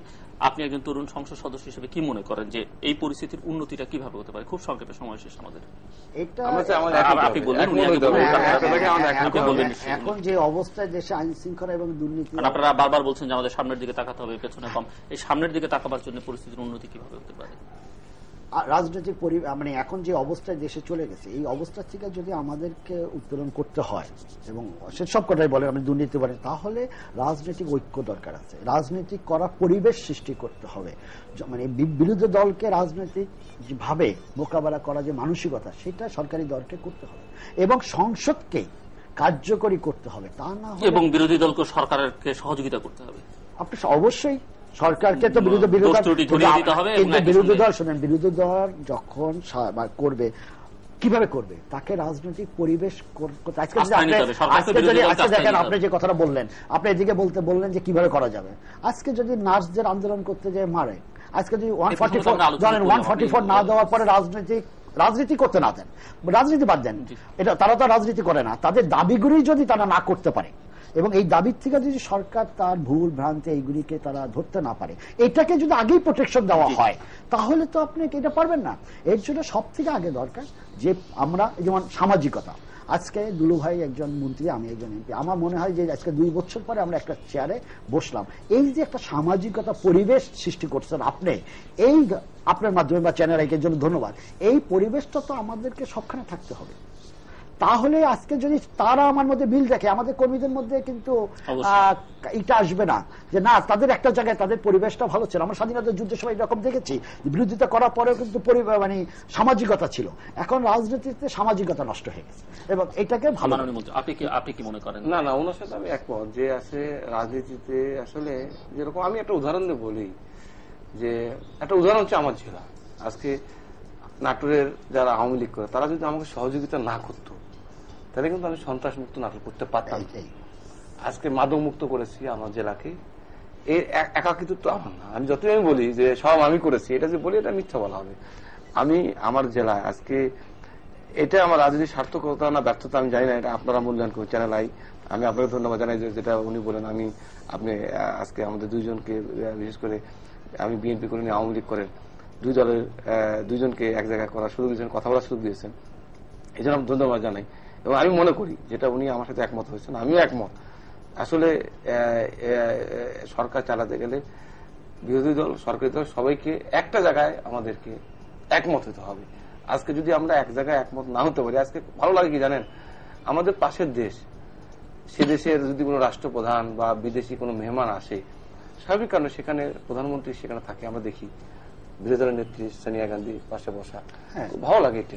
তো এই কালচারটা আমাদের দেশে চালু না করা পর্যন্ত যেটাই হোক, যাদেরই উদ্যোগ যারা সরকার থেকে তাদের নিতে হবে। আমি বলি যে অবশ্যই আমাদের দায়িত্ব। তো আমি মনে করি দায়িত্বর পাশাপাশি যারা বিরোধী দলে থাকবে তাদেরও এগিয়ে আসতে হবে।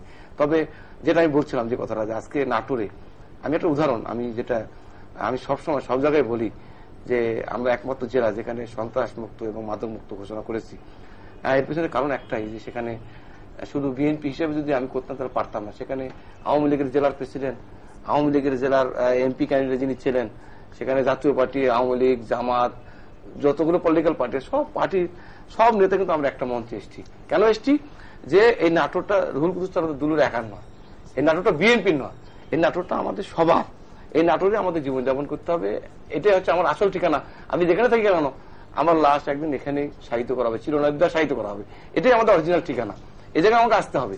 আর একটা জায়গায় আমরা একমত হয়েছি এটাই, যে এটাকে যে কোনো ভাবে সামাজিক ভাবে এই যারা সামাজিক ক্রাইম যারা করে তাদের বিরুদ্ধে যদি আমরা সমস্ত পলিটিক্যাল লিডার এক জায়গায় হই তাহলে সম্ভব। এবং আপনি শুনে খুশি হবেন যে একটা জায়গায় আমরা একমত বলেই আমি আওয়ামী লীগে যারা সবাই আমার সিনিয়র দলের যারা নেতৃবৃন্দ, আমি তাদের রেসপেক্ট করি, তারাও কিন্তু কখনোই আমাকে অসম্মান করে বা আমাকে ইনসাল্ট করে তারা কখনো কথা বলে, আমিও তাদেরকে করি না। আমাদের বিভিন্ন আইন শৃঙ্খলা মিটিং এ বলেন, বিভিন্ন অনুষ্ঠানে তারা দাওয়া দিলে তারা আসে, আমিও যাই, আমি কখনো তাদের সাথে আচরণ করি না।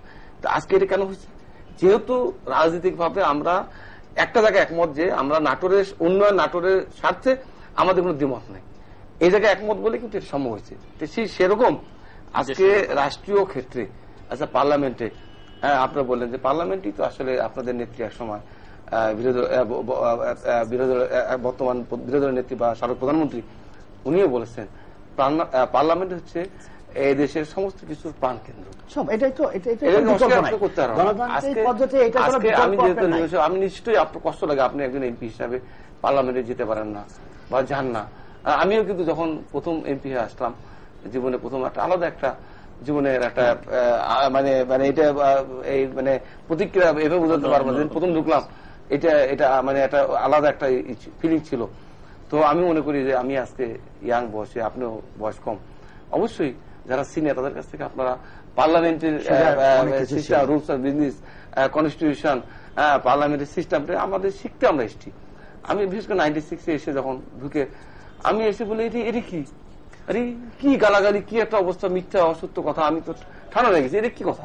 সেই পরিবর্তন আজকে আমি মনে করি, আমি মনে করি এই জন্যই আমি কাউরে অভিযোগ করতে চাই না, আমরা শিখতে চাই পার্লামেন্টের সিস্টেম। কারণ আজকে আপনার আমরা এই দেশের আজকে এক জায়গায় আজকে আগামী দিনে তো আপনার ক্ষমতা, আপনার তো মন্ত্রী হবেন, আমরা চাই এই কাজটা শুরু করতে, যে পার্লামেন্টই হচ্ছে আমাদের সমস্ত কিছু মানে মূল কেন্দ্রবিন্দু, এখান থেকে দেশ পরিচালনা করতে হবে। আর এই জন্যই আমি মনে করি যেন আপনারা দেখেন পার্লামেন্ট বয়কট করছেন কি জন্য, আমাদের কোন মন্ত্রী আপনাদের নেত্রীকে, বিরোধী দলের নেত্রী সাবেক প্রধানমন্ত্রীকে হাত যেটা আপনারা দাবি করেছেন, এই জন্য আপনারা আসছেন না। তো আমি মনে করি যে পার্লামেন্ট তো ধরেন আমাদের, এই পার্লামেন্টের মালিক তো আমি একক না, বা বেগম খালেদা জিয়া না, বা বিএনপি না, এটা তো আপনাদের, আমাদের সবার জনগণ। কিন্তু আমি বলি ভাই, জনগণ কিন্তু পার্লামেন্টে পাঠিয়েছে, আপনাদের ওই জনগণ শরীর মাদারীপুরের শিবচরের জনগণ পাঠিয়েছে কেন, যে লিটন সাহেবকে ওই শিবচরের সমস্যা, দুঃখ, কষ্ট, বেদনা, রাস্তাঘাট উন্নয়ন থেকে শুরু করে তাদের কথা বলানোর জন্যই পাঠিয়েছে। কথা বলার জন্য না, কথা বললে আপনাদের কাছ থেকে আদায় করার জন্য, সেই আদায় করা পরিবেশ। এবং যেটা আমি একটা কথা সবচেয়ে শেষ করবো, সেটা হলো দুলু ভাই আপনার সাথে আমার কথা যেটা একই, কিন্তু কথা কিন্তু একই, কিন্তু একটা শ্রেণী কিন্তু আছে যারা এই পরিবেশটা নষ্ট করার জন্য সবার মধ্যে আছে। এটাকে বার করতে হবে। হঠাৎ করে আমি তো 3 বার করি, আমাকে তো আপনি বলতে পারবেন একবার দেখান তো যে আপনাদের নেতৃত্বের সম্বন্ধে আমরা কখনো বাজে কথা বলছি কিনা। সবাই করে না, আপনি করেন না, সবাই করে না। তাহলে যারা অতি উৎসাহী, এই অতি উৎসাহীগুলিকে দমন করতে হবে। এবং এটা আমার মনে হয় যে আমি কিন্তু আগে আলোচনা সবার আগে বলছি যে বেগম খালেদা জিয়া এবং শেখ হাসিনা কিছু ব্যাপারে ঐক্য হয়েছিল, ভবিষ্যতে হতে পারবে না, রাজনীতিতে এই ধরনের কোনো কথা নাই। কিন্তু যারা হইতে দিবে না তাদেরকে এখন তাদেরকে চিহ্নিত করতে হবে, এইটাই আমাদের এখন। এইটাই যে একটা জায়গায় আপনার সাথে আমি একমত, আজকে আপনিও আমরা বয়সের বা সময়ের সাথে আমাদের একটা মিল আছে, এবং এই কারণে কিন্তু আপনার সাথে আমার দ্বিমত হলো না শেষ অবধি। আমরা কিন্তু আমিও আপনার সাথে একমত যে আজকে আমরা এই পার্লামেন্টের সিস্টেমে আমরা চাই যে এই দেশটাকে আগামী দিনে এগিয়ে নিয়ে যেতে হবে। আজকে সবাই এগিয়ে যাচ্ছে, আজকে পৃথিবীর সব দেশ, আজকে এই যে কোরিয়া বলেন, মালয়েশিয়া বলেন, ওরা সবাই কিন্তু আমাদের পিছনে ছিল, অনেক পিছনে ছিল। আজকে চীন, আপনি নিশ্চয়ই চীনে গেছেন যাই না, আপনি না গেলে বুঝবেন না যে চীন একসময় কি বলে ওই যে ফ্যান খেত, আজকে যে কি ডেভেলপমেন্ট, এটা না গেলে বুঝবেন। আমরা গিয়ে আমি দেখে এসছি, তো আজকে তোরা কোথায় ছিল ফ্যান খাওয়া দেশ, আজ কোথায় গিয়ে দাঁড়াচ্ছে। আমরা আমার কথা যদি আমাদেরকে না পাঠালে আমরা যাবো কি করে? পাশাপাশি পার্লামেন্ট থেকে আমাদের নাম আমি বললাম পার্লামেন্ট তো বিএনপির না হয়, পার্লামেন্ট তো সবার, এই তো আমাদেরকে আপনাকে বিএনপি লোক ভোট দিচ্ছে নাকি? ভোট তো দিচ্ছে আপনার জনগণ, বিএনপি ভোট দেয় না আপনাকে, জনগণ ভোট দিয়ে পাঠিয়েছে আপনাকে। তো ধরেন যখন বিদেশে করতে হবে, সব দলের লোকই কিন্তু সংসদের থেকে বাইরে পাঠাইয়া তাদের এইসব কালচার সবকিছু শিখা আমরা চাই। তবে একটা থেকে একমত, আমরা ভবিষ্যতে আমরা যারা নতুন প্রজন্ম লিডারশিপ, আমরা চাই অতীতের সমস্ত ভুলে গিয়ে দেশটাকে এগিয়ে নিয়ে যেতে। দর্শক মণ্ডলী, আপনারা যারা আমাদের এই অনুষ্ঠান দেখছেন, আমাদের অনুষ্ঠান সম্পর্কিত যে কোনো মতামত জানিয়ে আমাদের লিখতে পারেন। আমাদের লিখবার ঠিকানা পরিচালক, তৃতীয় মাত্রা, channel I, GPO box 2433, Dhaka 1000। আমাদের ইমেইল করতে পারেন এই অ্যাড্রেসে tmatra@ccn-media.com। আপনারা যারা চিঠি লিখবেন, ইমেইল করছেন, তারা আপনাদের চিঠি বা ইমেইলের সঙ্গে পূর্ণ ঠিকানা এবং সম্ভব হলে ফোন নাম্বার দিয়ে দিবেন। সম্মানিত নেতৃবৃন্দ, আলোচনা অংশ নেবার জন্য আপনাদের দুজনকে ধন্যবাদ। দর্শক মণ্ডলী, প্রধান দুটি রাজনৈতিক দলের দুজন তরুণ নেতা সামনের দিকে তাকাবার কথা বলেছেন, পেছনের দিকে নয়, এবং তারা এ বিষয়ে ঐকমত্য পোষণ করেছেন যে প্রধান দলগুলোর মধ্যে বিভিন্ন ইস্যুতে ঐকমত্য আসতে হবে।